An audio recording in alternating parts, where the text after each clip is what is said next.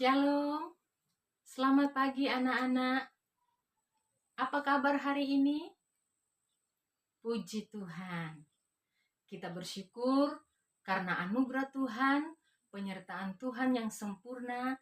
Kita semua ada sampai pagi ini dengan tubuh yang sehat diberkati, dengan napas hidup yang masih kita miliki. Ya, kita bersyukur semua karena anugerah Tuhan. Baik anak-anak, sebelum kita ada dalam proses pembelajaran pagi ini, mari kita akan berdoa. Berdoa mulai.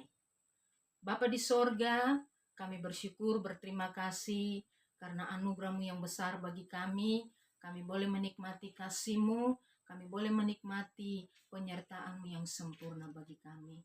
Berkati kami sepanjang hari ini, khususnya dalam proses pembelajaran ini Tuhan. Supaya apa yang kami pelajari, khususnya anak-anak ini, mereka mampu untuk memahami, mereka mampu untuk mengerti, bahkan lebih daripada itu, mereka mampu untuk mewujudkan dan mengaplikasikan dalam kehidupan mereka dari hari lepas hari. Mereka boleh menjadi saksi-Mu, bahkan mereka boleh menjadi berkat-Mu di mana saja mereka berada. Terima kasih Tuhan Yesus. Kami akan memulaikan proses pembelajaran saat ini. Mengucap syukur dalam nama Yesus. Haleluya. Amin. Baik anak-anak, coba perhatikan. Gambar apakah ini? Ya, gambar dua orang yang sedang berpikir. Baik sekali. Ya. Nah, kalau begitu menurut Anda siapa yang bisa tebak? Hari ini kita akan pelajari tentang apa? Materi pembelajaran kita tentang apa? Oke, kita akan lihat tentang aspek intelektual atau berpikir. Pada pertemuan sebelumnya, kita sudah belajar tentang bagaimana bertumbuh menjadi dewasa, orang-orang yang dewasa, ya. Kemudian kita sudah belajar dari aspek fisik, ya. Kita sudah lihat dari aspek fisik. Nah, pada pertemuan kita hari ini, kita akan melihat dari aspek intelektual atau berpikir, ya, anak-anak. Nah, masih pada kompetensi 3.1, ya, masih pada kompetensi pertama, ya. 1.1 mensyukuri karunia Allah bagi dirinya yang terus bertumbuh sebagai pribadi dewasa. 2.1 mengembangkan perilaku sebagai pribadi yang terus bertumbuh menjadi dewasa. 3.1 menganalisis ciri-ciri pribadi yang terus bertumbuh menjadi dewasa. 4.1 membuat karya yang berkaitan dengan ciri-ciri pribadi yang terus bertumbuh menjadi dewasa. Baik anak-anak, dengan demikian maka tujuan pembelajaran yang akan kita capai hari ini, setelah proses pembelajaran ini berlangsung, maka peserta didik akan mampu menunjukkan atau dapat menunjukkan sikap bersyukur sebagai pribadi yang dewasa. Yang kedua, menunjukkan perilaku dewasa sebagai pribadi Kristen. Yang ketiga, menjelaskan aspek intelektual dalam pertumbuhan pribadi dewasa.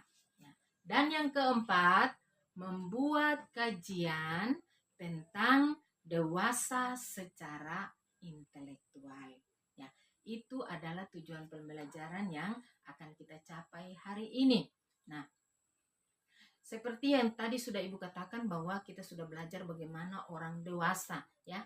Jadi orang dewasa adalah individu yang telah menyelesaikan pertumbuhannya, ya, siap menerima kedudukan dalam masyarakat bersama orang dewasa lainnya, ya, anak-anak, ya.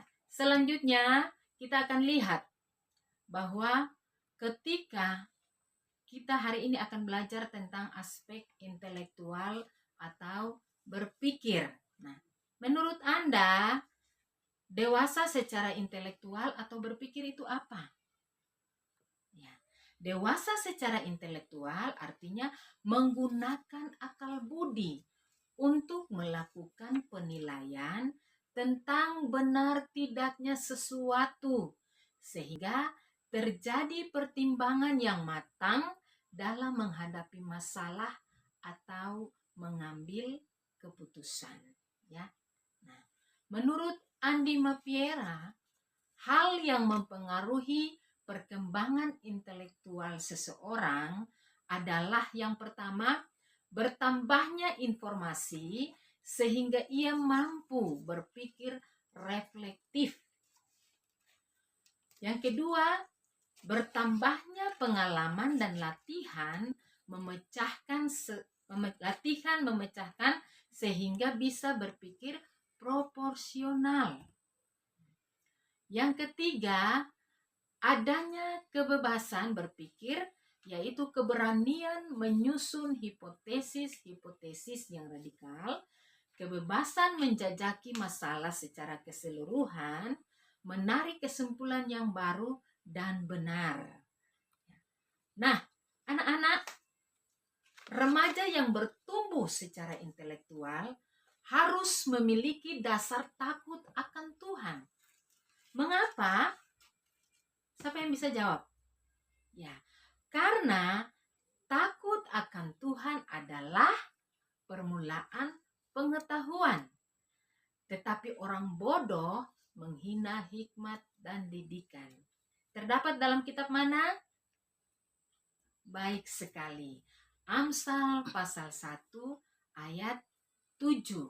Nah, anak-anak, bila remaja tidak takut akan Tuhan, maka pertumbuhan intelektual yang tinggi bisa menghancurkan orang lain dan juga bisa menghancurkan dirinya sendiri, ya, karena tidak ada takut akan Tuhan dalam hidupnya, ya. Nah, aspek intelektual itu sangat penting bagi pertumbuhan menjadi pribadi dewasa, sebab cara berpikir ini akan menentukan cara pengambilan keputusan. Ya, sekali lagi, aspek intelektual ini sangat penting bagi pertumbuhan menjadi pribadi dewasa. Mengapa?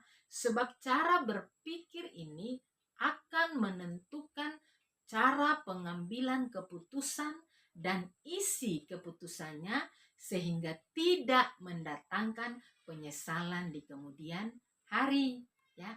Nah, anak-anak, dasar alkitabiahnya yang pertama, Amsal pasal 1 ayat 7. Takut akan Tuhan adalah permulaan pengetahuan, tetapi orang bodoh menghina hikmat dan didikan, ya. Yang kedua, 2 Timotius pasal 1 ayat yang kelima. Alkitab menjelaskan bahwa pengaruh pertama yang dialami Timotius adalah pengaruh asuhan orang tuanya, ya, dan terutama ibu dan neneknya yang mengajarnya Alkitab sejak ia kecil. Neneknya Louis dan ibunya Eunike mengajarkan kebenaran kepada Timotius, ya.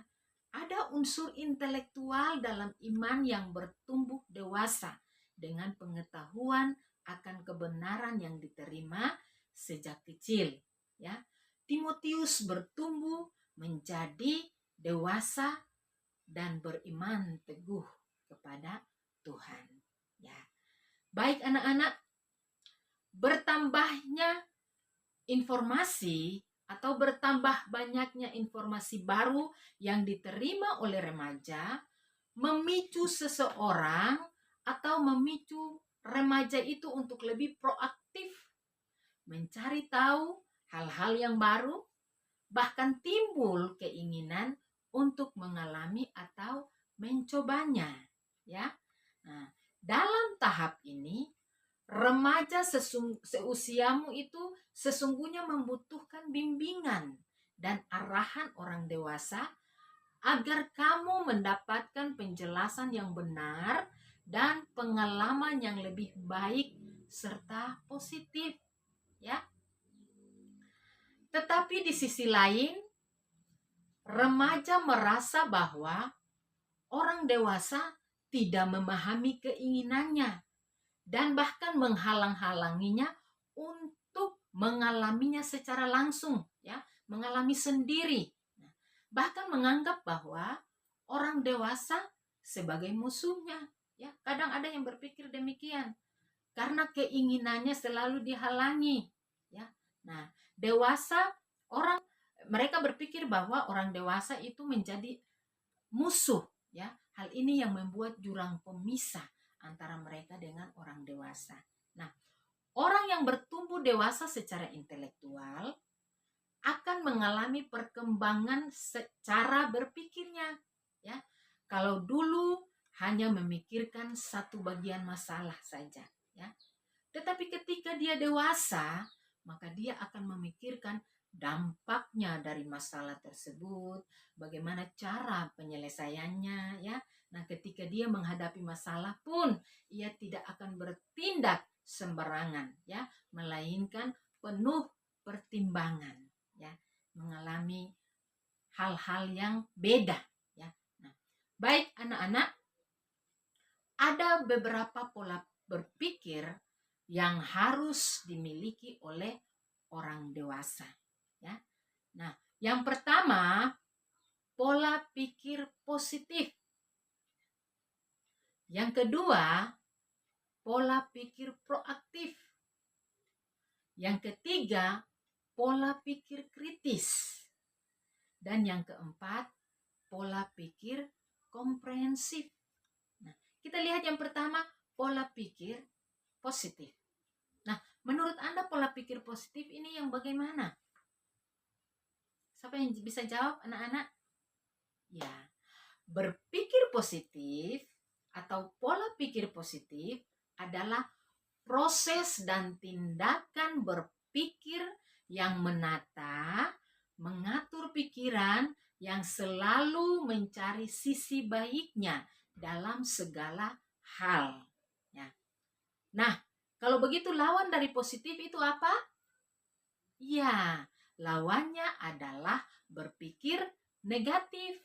Nah, kalau berpikir negatif adalah pola pikir yang selalu melihat sesuatu dari sisi buruknya saja, ya. Jika seseorang terbiasa berpikir negatif, selalu berpikir negatif, selalu berpikir negatif, maka ia akan cenderung mengeluh, menyesali kegagalan, memandang orang lain dari segi buruknya, kurang berpengharapan, kurang percaya diri, reaktif, dan cenderung bertindak dengan pola menang kalah dan hancur-hancuran. Itu orang yang selalu berpikir negatif. Nah, sebaliknya, dia berbeda dengan orang yang selalu berpikir positif.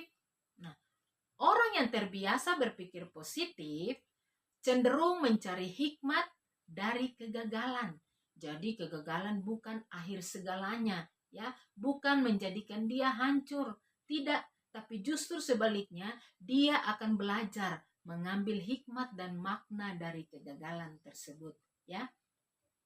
Memandang baik sifat orang-orang yang ada di sekitarnya, berharap hal yang lebih baik, lebih siap menghadapi hal yang menyenangkan ataupun tidak, ya. Berserah kepada Tuhan, berdoa, rendah hati, mengasihi, dan lebih setia. Itu orang yang punya pola pikir positif. Nah, anak-anak, menurut Norman Vincent Peale mengatakan bahwa jika kita melatih diri kita berpikir positif, hal itu akan membuahkan kekuatan dalam diri kita. Wow, luar biasa ya. Ternyata ketika kita berpikir positif, itu merupakan satu kekuatan menurut Norman, ya. Sebaliknya, berpikir negatif hanya akan melemahkan kehidupan kita. Jadi kalau kita berpikir negatif, itu menjadi kelemahan bagi kita, ya. Sesuatu yang akan melemahkan kita. Beda dengan ketika kita berpikir positif. ketika kita melatih pikiran kita untuk berpikir positif, maka kita sedang mengumpulkan kekuatan, ya. Ya, baik anak-anak, setiap orang perlu melatih dan membiasakan diri untuk selalu berpikir positif. Nah, mengapa? Karena hal itu akan mempengaruhi pandangan dan perbuatan kita ke arah yang lebih baik, berguna, dan membawa ketentraman. Hal inilah yang mendorong Rasul Paulus menyampaikan pesan terakhirnya kepada jemaat di Filipi. Pikirkanlah yang benar, yang mulia, yang adil, yang manis, yang sedap didengar, kebajikan dan patut dipuji. Dan itulah yang akan dikatakan dan dilakukan. Anda boleh baca dalam Filipi pasal 4 ayat 8 sampai 9. Karena apa yang dipikirkan kemungkinan besar itulah yang akan dikatakan dan dilakukan. Ya, anak-anak, kita akan lihat karakteristik orang dengan konsep diri positif menurut D.E. Hamake. Ya. Yang pertama, kita lihat yakin terhadap pendapat dan sikapnya sehingga bersedia mempertahankan tetapi juga terbuka untuk mengubahnya jika ternyata keliru. Ya. Yang kedua, mampu bertindak benar. Yang ketiga, yakin pada kemampuannya mengatasi masalah meskipun belum tentu berhasil. Ya. Yang keempat, merasa setara dengan orang lain meskipun berbeda kemampuan. Ya. Nah, yang kelima, sanggup menerima diri dan merasa berguna bagi orang lain, terutama orang-orang terdekat atau di sekitarnya. Yang keenam, menerima pujian secara wajar. Dan yang ketujuh, tidak bersedia didominasi atau dikendalikan oleh orang lain. Ya, anak-anak, selanjutnya yang kedelapan, sanggup mengakui perasaan dalam dirinya, baik yang positif maupun negatif, dan tidak malu mengakui kekurangannya. Ya. Yang kesembilan, menikmati hidupnya. Dan yang kesepuluh, peka terhadap kebutuhan atau keadaan orang lain. Ya. Anak-anak, tadi kita belajar kita lihat tentang konsep diri dengan positif, ya. Sekarang kita lihat konsep diri negatif menurut William de Brooks dan Philip Emerson. Yang pertama, peka terhadap kritikan, cenderung menolak, ya. Responsif terhadap pujian, menanggapinya secara berlebihan. Hiperkritik, senang mengkritik tetapi tidak mau dikritik, ya. Dan yang berikut, pesimis dan cenderung menghindari kompetisi sehat. Nah, itu adalah pola pikir positif. Ya. Baik anak-anak, kita akan lihat yang kedua, pola pikir proaktif. Nah, pernah dengar proaktif? Ya, mungkin kamu pernah mendengar istilah jemput bola. Istilah ini digunakan untuk menggambarkan tindakan inisiatif mendatangkan bola daripada menunggu bola menggelinding ke arahnya, ya. Nah, atau ada juga pepatah yang mengatakan bahwa sedia payung sebelum hujan. Nah, anak-anak, pepatah ini menganjurkan kepada kita untuk mempersiapkan atau mengantisipasi segala sesuatu, ya, sebelum suatu kejadian atau peristiwa terjadi. Nah, dengan mempersiapkan atau mengantisipasi segala sesuatu, maka dihindari terjadinya hal-hal yang tidak diinginkan atau meminimalkan pengaruh negatif dari suatu peristiwa atau kejadian. Nah, anak-anak, dengan demikian maka berpikir proaktif itu yang bagaimana? Nah, berpikir proaktif adalah proses dan tindakan berpikir yang ingin merumuskan dan menghasilkan sesuatu untuk mengantisipasi apa yang akan terjadi di kemudian hari. Ya. Nah, sikap proaktif manusia adalah tabiat manusia yang paling mendasar dalam menanggapi dan berbuat sesuatu. Anak-anak, orang yang berpikir proaktif menggunakan pertimbangan terlebih dahulu ya, sebelum memberikan respons. Ya. Manusia memiliki kemampuan mempertimbangkan sesuatu. Karena apa? Karena pertama, manusia diciptakan Tuhan dengan memiliki kehendak bebas, ya, sehingga manusia mempunyai kemampuan yang murni tanpa dipengaruhi orang lain. Ya. Yang kedua, manusia diciptakan Tuhan dengan memiliki hati nurani, membedakan yang baik dan yang buruk bagi dirinya. Nah, yang ketiga, manusia diciptakan Tuhan dengan memiliki daya imajinasi yang tinggi, ya. Nah, agar seseorang mampu menjadi proaktif, ia harus belajar melatih diri untuk mengharapkan, mencari dan melaksanakan kemungkinan-kemungkinan lain. Nah, yang berikut, berusaha mencari dan melaksanakan pendekatan lain, ya. Selanjutnya, berusaha menghindarkan diri dari hal-hal yang tidak merugikan diri sendiri dan mencoba melakukan sesuatu dengan cara lain yang sesuai norma, ya.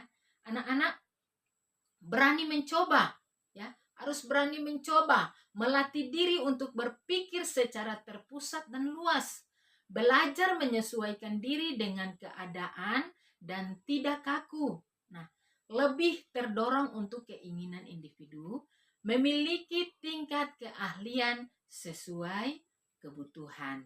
Ya, baik anak-anak, selanjutnya kita lihat. Yang selanjutnya kita akan belajar tentang pola pikir kritis.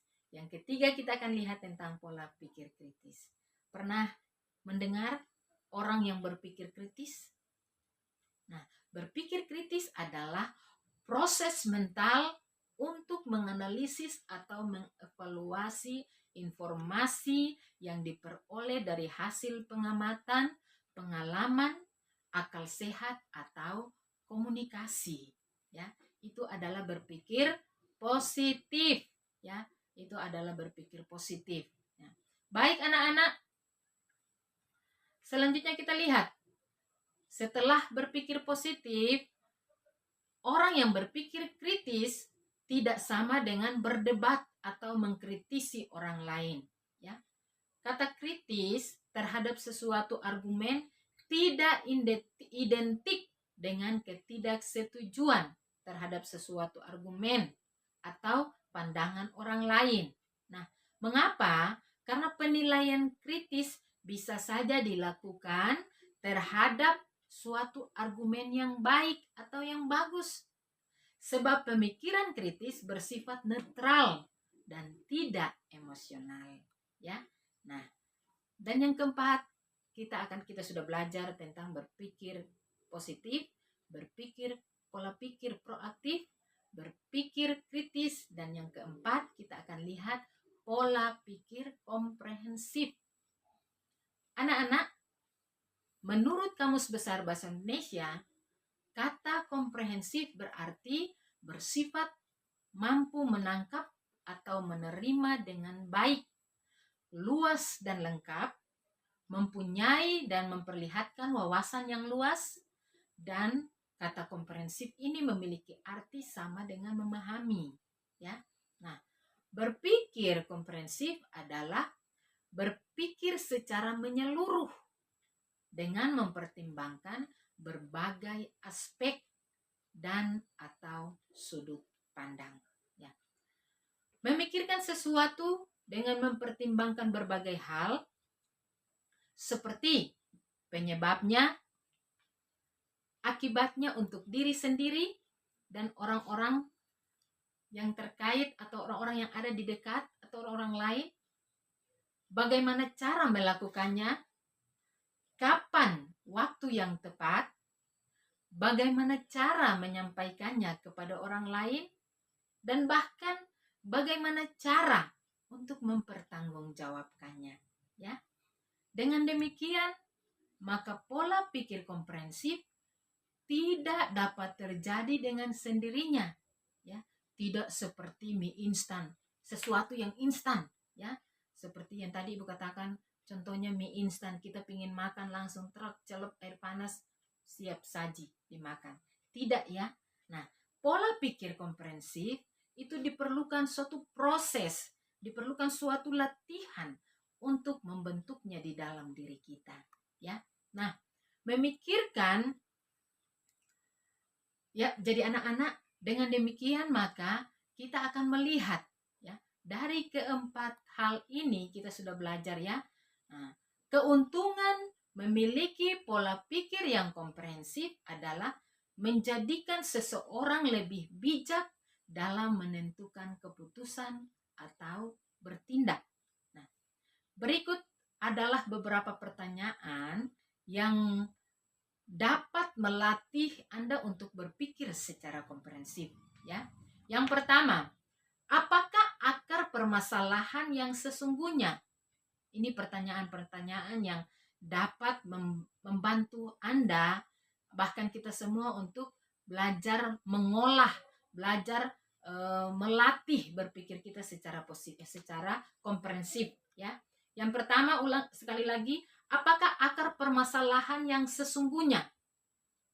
Yang berikut, langkah apa saja yang dapat diambil untuk menyelesaikannya, ya. Dampak apa saja yang akan muncul dari setiap langkah penyelesaian yang ada, ya. Apakah ada kepentingan pribadi saya dalam penyelesaian masalah ini? Apakah hubungan masalah ini dengan masa lalu, masa sekarang, dan masa yang akan datang? Kerugian apa saja yang ditimbulkan oleh langkah-langkah yang dilakukan? Apakah kesimpulan ini tidak terlalu tergesa-gesa? Apakah pemikiran ini sudah mempertimbangkan segala macam kemungkinannya? Ya, jadi pertanyaan-pertanyaan ini yang akan mengasah, yang akan membantu kita untuk mengolah cara berpikir kita menjadi berpikir secara komprehensif. Ketika kita ada dalam satu masalah, ketika kita ada dalam satu problem, maka kita belajar. Dengan pertanyaan-pertanyaan ini kita belajar untuk mengasah cara berpikir kita, intelektual kita, ya, supaya semakin hari semakin dewasa, ya. Dengan demikian anak-anak, inilah materi pembelajaran yang kita sudah bahas hari ini. Bagaimana kita sudah lihat tentang cara berpikir intelektual atau berpikir, kita sudah lihat pola pikir positif, kita sudah lihat pola pikir proaktif, kita sudah lihat pola pikir kritis, dan kita sudah melihat pola pikir komprehensif. Baik anak-anak, selanjutnya tugas yang akan Ibu berikan kepada Anda, ya. Tugas ini Anda kerjakan dan Anda kumpulkan pada pertemuan selanjutnya, ya. Carilah dari internet toko-toko yang mampu mengelola pola pikirnya, ya. Mampu mengolah pola pikirnya dengan baik sesuai dengan 4 pola pikir yang sudah kita pelajari tadi, ya. Cari dari internet, ya, contoh-contoh yang siapa yang bisa mengelola toko, yang bisa mengolah cara pikirnya. Mungkin dari pikir positif, ya. Mungkin tidak semua, ya. Bisa 1 atau 2, yang penting ada, ya. Yang penting tergambar dalam cerita atau figur atau tokoh tersebut.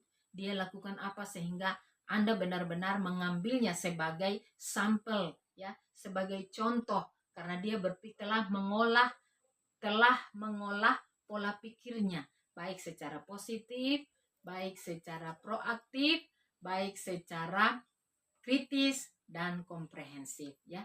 Kemudian Anda rincikan bukti yang Anda dapatkan yang menunjukkan bahwa tokoh tersebut dapat mengolah pola pikirnya sesuai dengan salah satu atau lebih dari 4 pola tersebut ya. Itulah tugas yang harus Anda lakukan. Tugas ini Anda kumpulkan pada pertemuan selanjutnya. Nah, demikian anak-anak, inilah proses pembelajaran kita hari ini, materi yang sudah Ibu berikan. Ingat, jangan hanya selesai pada saat ini, tetapi pulang dan belajar ya. Anda belajar bagaimana mengelola atau mengolah pola pikir Anda secara baik supaya Anda bertumbuh menjadi anak yang dewasa ya, yang dewasa di dalam cara berpikir. Nah, baik anak-anak, sebelum kita akhiri pembelajaran hari ini, mari kita satu dalam doa. Bapa di sorga, dalam nama Yesus, kembali kami mengucap syukur, berterima kasih karena Tuhan Yesus baik, boleh menyertai kami dalam proses pembelajaran pagi ini. Selanjutnya kami tetap menyerahkan tubuh, jiwa, roh kami dalam tangan kasih Tuhan. Penyertaan Tuhan terus sempurna bagi kami. Tuhan tolong sertai kami, Tuhan tolong berkati kami. Berkati anak-anak ini Tuhan, supaya mereka mampu mengolah cara berpikir mereka, baik secara berpikir positif, berpikir proaktif, berpikir kritis, dan berpikir komprehensif. Sehingga semakin hari mereka terus bertumbuh di dalam kasih-Mu, bertumbuh di dalam takut akan Tuhan. Sehingga cara berpikir mereka juga ada dalam kasih dan anugerah-Mu Tuhan. Terima kasih Tuhan Yesus. Kami akan akhiri proses pembelajaran di pagi hari ini, mengucap syukur dalam nama Yesus. Haleluya. Amin. Shalom. Selamat pagi anak-anak. Tuhan Yesus memberkati.